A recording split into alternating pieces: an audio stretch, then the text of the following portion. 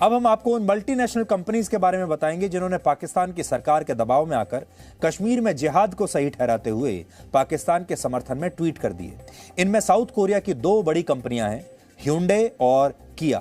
ये दोनों गाड़ियां बनाने वाली कंपनियां हैं और हो सकता है आप में से बहुत सारे लोगों के पास इन कंपनियों की गाड़ियां भी हो। इसके अलावा पिज्जा हट और KFC जैसी कंपनियों ने भी, ये मल्टीनेशनल कंपनियां हैं, उन्होंने भी यही ट्वीट्स किए हैं पाकिस्तान से। भारत सरकार ने इस मामले को गंभीरता से लिया और आज भारत के विदेश मंत्री ने साउथ कोरिया के विदेश मंत्री से इसके बारे में बात की।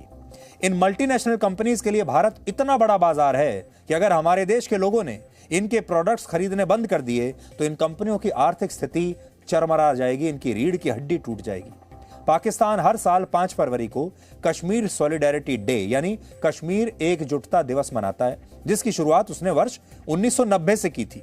इसके जरिए पाकिस्तान कश्मीर पर भारत के खिलाफ एक प्रोपेगेंडा चलाकर आतंकवादियों को फ्रीडम फाइटर्स बताता है और कश्मीर में मौजूद अलगाववादी ताकतों का समर्थन करता है, और यह हर साल होता है। लेकिन इस बार पाकिस्तान ने कश्मीर पर भारत को बदनाम करने के लिए ऐसी मल्टीनेशनल कंपनीज को एक टूल की तरह इस्तेमाल किया जो भारत में भी अच्छा बिजनेस कर रही हैं और जिनके प्रोडक्ट्स और सेवाएं भारत के करोड़ों लोग भी इस्तेमाल करते हैं। इनमें साउथ कोरिया की कार निर्माता कंपनी Hyundai भी है, जिसके एक पाकिस्तानी ट्विटर हैंडल से कश्मीर पर भारत विरोधी पोस्ट शेयर की गई और इसमें लिखा कि चलिए याद करें कश्मीरी भाइयों के बलिदान को और उनका समर्थन करें ताकि वो आजादी के लिए लड़ते रहें। सोचिए, ये ट्वीट कौन कर रहा है? Hyundai पाकिस्तान ये ट्वीट कर रहा है, ये पोस्ट कर रहा है। इसे #Hyundai पाकिस्तान और #कश्मीर सॉलिडेरिटी डे के साथ ट्वीट किया गया है। इसके साथ ही एक तस्वीर भी शेयर की गई जिसमें कश्मीर को कंटीली तारों में कैद करके दिखाया गया है। Hyundai के अलावा साउथ कोरिया की एक और कंपनी Kia, फिर एक और कंपनी पिज्जा हट और KFC के भी पाकिस्तानी ट्विटर हैंडल से कश्मीर की आजादी के लिए ऐसे ही ट्वीट्स किए गए। और जब आप इन ट्वीट्स की भाषा पढ़ेंगे तो इनका पैटर्न जब देखेंगे तो आपको लगेगा कि इन सभी ट्वीट्स का स्क्रिप्ट राइटर कोई एक ही व्यक्ति है, यानी सबको लिख कर दिया गया है कि उन्हें क्या ट्वीट करना है। और हो सकता है कि स्क्रिप्ट राइटर पाकिस्तान की सरकार ही हो।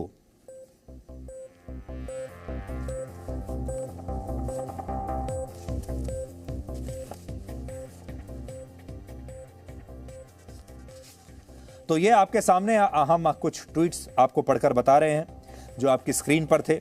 और KFC लिख रहा है, you never left our thoughts and we hope that the coming years bring peace to you, और कश्मीर की फोटो लगाकर रखी है। पिज्जा हट पाकिस्तान लिख रहा है, we stand with you, Kashmir Solidarity Day. This Kashmir Solidarity Day, let's join hands and stand united for the freedom of our Kashmiri brothers and sisters. यानी सारी मल्टीनेशनल कंपनी कह रही हैं कि कश्मीर को आज़ादी चाहिए और ये कश्मीर की आज़ादी का समर्थन करते हैं। हालांकि इन ट्वीट्स के बाद भारत में इन कंपनियों के जो ऑपरेशंस हैं उनकी तरफ से इस पर स्पष्टीकरण दिया गया और इस पर खेद जताया गया। हालांकि Hyundai ने अभी इस पर माफी नहीं मांगी है। उसकी तरफ से भरोसा दिया गया है कि कंपनी कश्मीर पर भारत के पक्ष का सम्मान करती है और राजनीतिक और धार्मिक मुद्दों पर जीरो टॉलरेंस की नीति की पक्षधर है। इस मामले में कल यानी सोमवार को विदेश मंत्रालय ने भारत में साउथ कोरिया के राजदूत को भी तलब किया था, जिन्होंने इस पूरी घटना पर खेद जताया। और इसके बाद Hyundai पाकिस्तान ने भी कश्मीर पर अपना ट्वीट वापस ले लिया है, हटा लिया है। भारत के विदेश मंत्री S जयशंकर ने भी साउथ कोरिया के विदेश मंत्री से इस मुद्दे पर बात की है। और इन विदेशी कंपनियों के लिए भारत एक बहुत बड़ा बाजार है, जबकि पाकिस्तान में इन कंपनियों को मुश्किल से कोई खरीदार मिलता है। उसका बड़ा कारण यह है कि पाकिस्तान में लोगों के पास पैसा ही नहीं है कि वो इनके प्रोडक्ट्स को खरीद भी सकें। उदाहरण के लिए भारत में हर साल Hyundai की औसतन 5 लाख गाड़ियां बिकती हैं, जबकि पाकिस्तान में उसकी गाड़ियां मुश्किल से 8,000 से भी ज्यादा नहीं बिकती हैं। सोचिए, हमारे यहां 5 लाख गाड़ी Hyundai की बिकती हैं, पाकिस्तान में 8,000। पिज्जा हट के भारत में कुल 391 आउटलेट्स हैं, जबकि पाकिस्तान में सिर्फ 40 है। और यही स्थिति KFC और दूसरी मल्टीनेशनल कंपनीज की है। इसलिए इन कंपनियों को यह समझना होगा, अगर भारत के 140 करोड़ लोगों ने इन कंपनियों के प्रोडक्ट्स और सेवाएं खरीदनी बंद कर दी तो इनका क्या हाल हो जाएगा। इसे आप चाहें तो इजराइल के एक उदाहरण से समझिए। अमेरिका का एक मशहूर आइसक्रीम ब्रांड है जिसका नाम है बेन एंड जेरीज।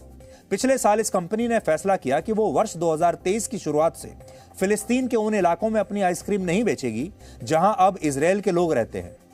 इस कंपनी का कहना था कि इजरायल ने इन इलाकों पर जबरदस्ती कब्जा किया हुआ है।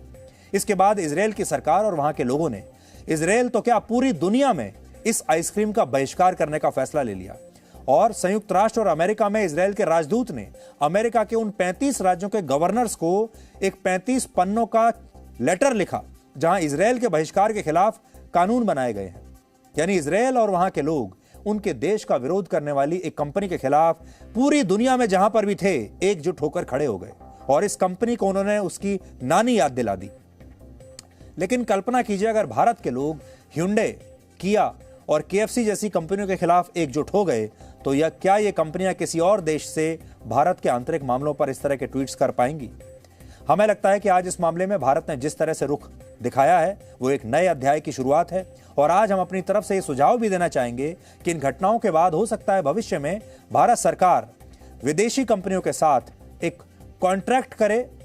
उसे करना चाहिए जब भी कोई मल्टीनेशनल कंपनी भारत में आए व्यापार करने के लिए तो भारत सरकार को एक कॉन्ट्रैक्ट साइन करवाना चाहिए जिसमें वो सुनिश्चित करे कि तमाम कंपनियां भारत में व्यापार करने के साथ भारत के जो विदेश नीति है उसका भी सम्मान करेंगी और भारत कश्मीर जैसे जो भारत के अभिन्न हिस्सा हैं उनको मानेंगी और भारत की नीतियों का पूरा सम्मान करेंगी।